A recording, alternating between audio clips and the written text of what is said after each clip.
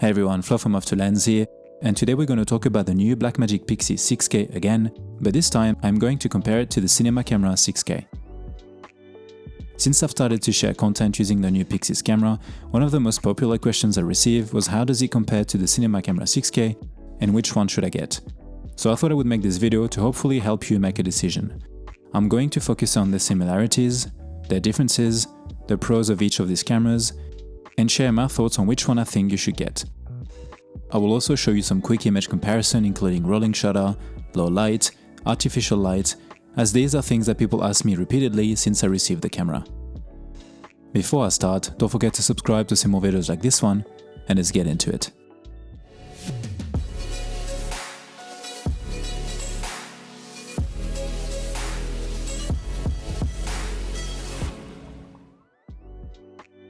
Also in this video I want to share with you the opportunity to win $100,000 for your next project thanks to today's sponsor, Artlist, so be sure to watch for more info. The cinema camera has been my main camera for the past year, and I have used it for all sorts of content like documentary style, travel, but also personal. Prior to that, the 6K Pro had been my main camera for a few years, and I have done some of my favorite documentary work with it. With the release of the 6K full frame last year, we got a very similar but also very different camera, and we also got that new full frame sensor, which I love. And to be honest, these days I always pick the Cinema Camera 6K for that reason, for that beautiful image and that new sensor. It has to be my favorite image from any cameras I've ever used. Then the Pyxis was announced.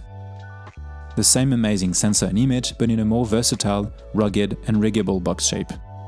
As soon as I saw it, I knew that this would be my main documentary camera, or the one that I would use for bigger projects, or when I need to test anamorphic and cine glass, or when I simply need to rig things up. I have owned and used the Ursa lineup multiple times, but they are sometimes slightly too big and heavy for solo operation or for the way that I like to shoot. And the Pocket line is amazing for run and gun and outdoor content, but can be limited for bigger productions, so I always wish for something in between like the Pyxis. Also, if you are interested in any of the accessories or the rigs that you see today, I will link everything in the description below. Now let's jump into the comparison. The main and obvious similarity is of course the sensor. We have the same full frame 3x2 36x24mm sensor. This means that we also have the same beautiful image.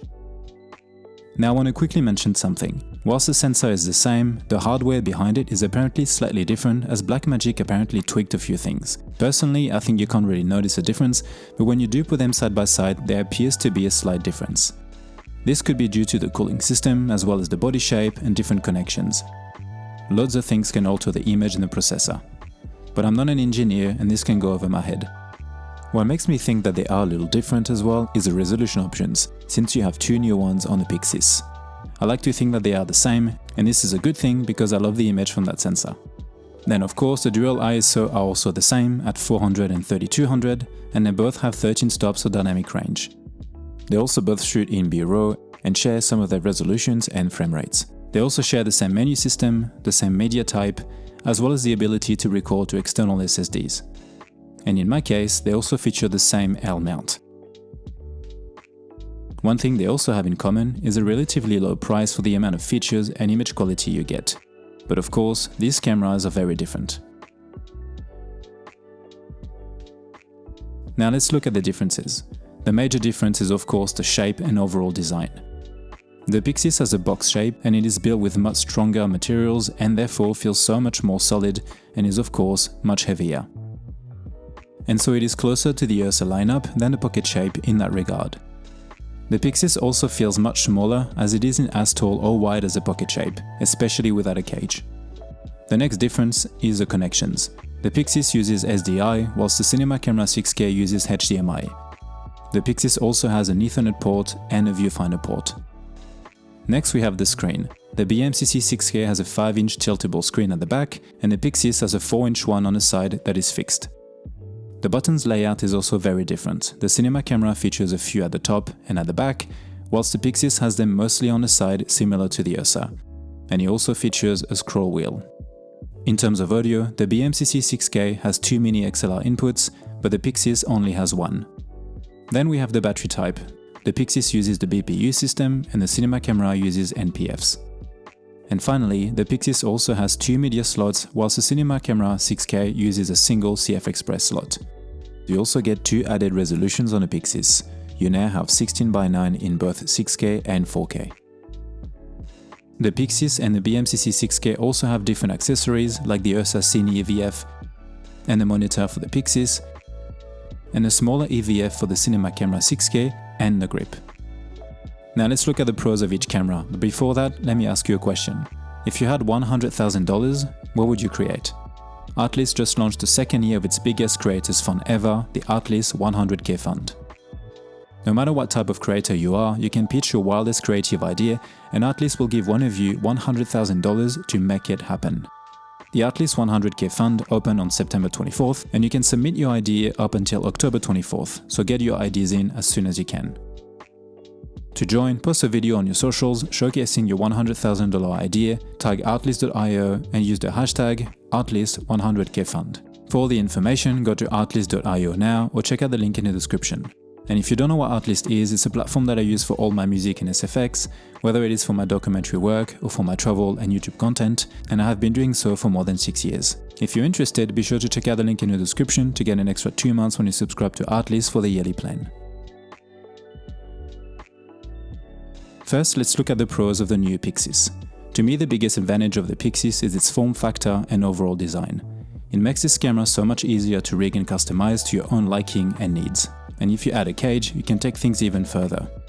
The quality is also much superior to that of the BMCC6K. It feels very well made and solid. Even the mount itself and buttons feel much better. The weight and density of the Pyxis makes it also a great handheld camera, as it helps with micro jitters. I have shot a lot of documentary content when I had to rig things up with a pocket shape, and it can be tricky and you can also end up with a very tall setup. It works of course, but it isn't as nearly as easy as it can be with the Pyxis.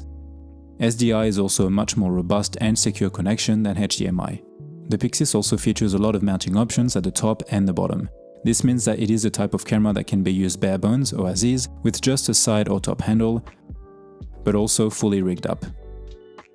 With the Pyxis, you can also go a step further in customization with a side plate that can either be for an SSD, mounting points, or rosette style.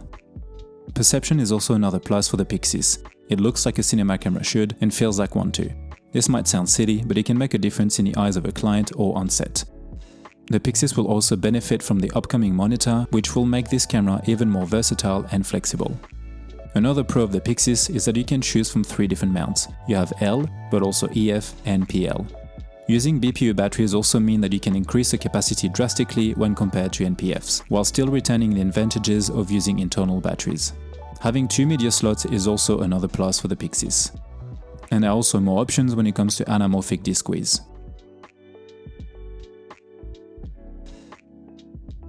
People also ask me about gimbals. Personally, with the RS4 Pro that I have, I could fit them both.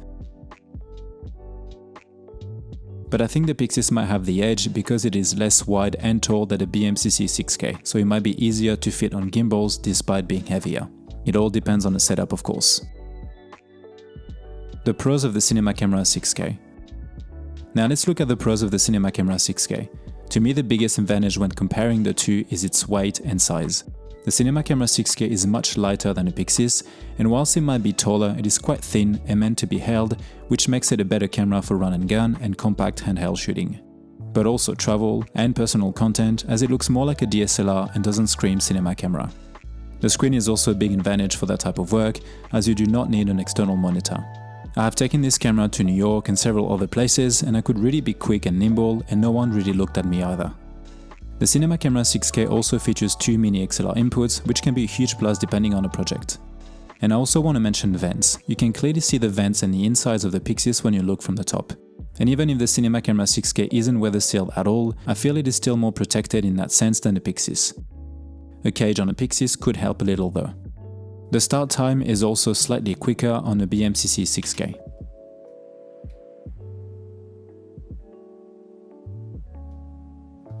And finally, the Cinema Camera 6K is also cheaper to buy and to run thanks to the cheaper batteries, and since you also don't need a monitor to properly use it.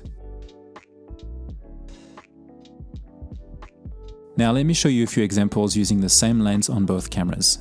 Here are some outside shots during the day.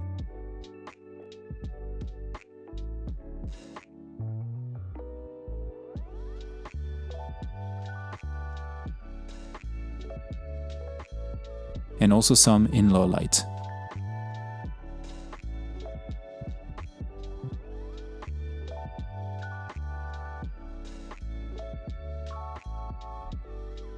Here's a couple of shots on my desk using artificial light.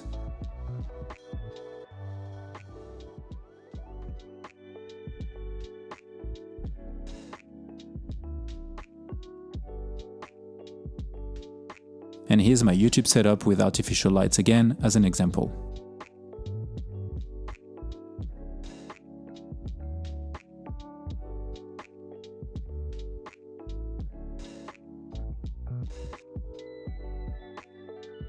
And now here's a quick example of rolling shutter.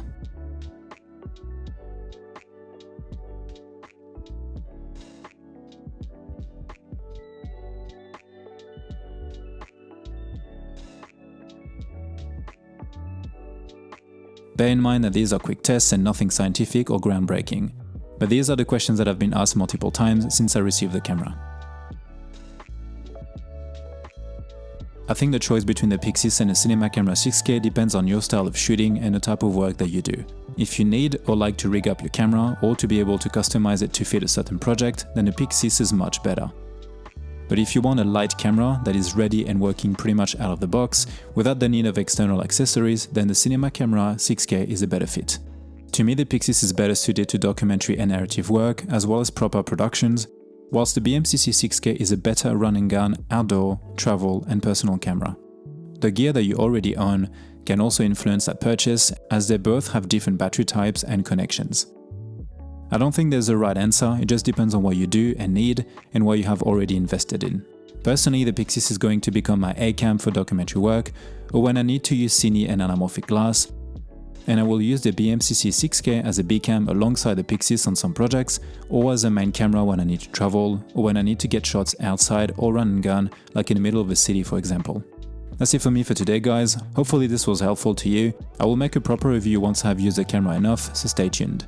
And I will also compare it to my 6K Pro, as this is a question that I got asked a lot too. Don't forget to subscribe and let me know in the comments if you need to know anything else. And as always, thanks for watching and I'll see you in the next one. Bye.